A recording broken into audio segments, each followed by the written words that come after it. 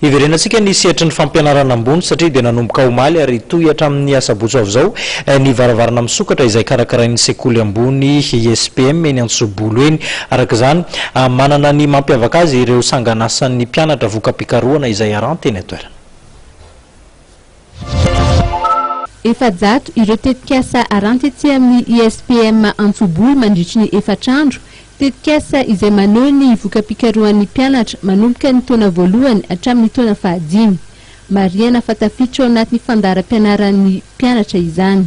Miditra amin'ny fandaharam-pianarana izay manome lanja misimisy kokoa ny fandraisan'ny mpianatra anjara amin'ny fanatsarana ny kalitaon'ny fahaizana sy ny hahitana zay tokony ananan'ny ankizy ety amin'ny ambaratonga ambony ary miditra ihany koa ao amin'ny lalàna mipetraka amin'ny LMD.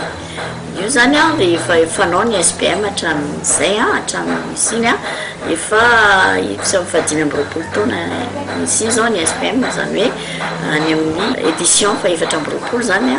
Maro ireo tetik'asa mahavariana no vokarin'ny mpianatra avy amin'ny lalam-piofanana samihafa raha tsy laza afa-tsy ny robot, ny fumoir sy ny maro hafa ihany koa.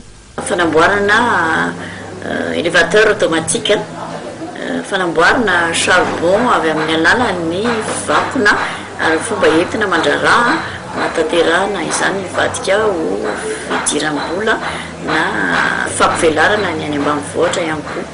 Toy ny fanamboarana fumoir izay ao anatin'ny paikady ahafahana manodina zany mitahiry ireo vokatra malagasy mba azo hiatrehana zany ny varotra iraisam-pirenena, azo hiatrehana ihany koa ny fitahirizana mba ahafahana miatrika ny fotoana tsy fisian'ny vokatra.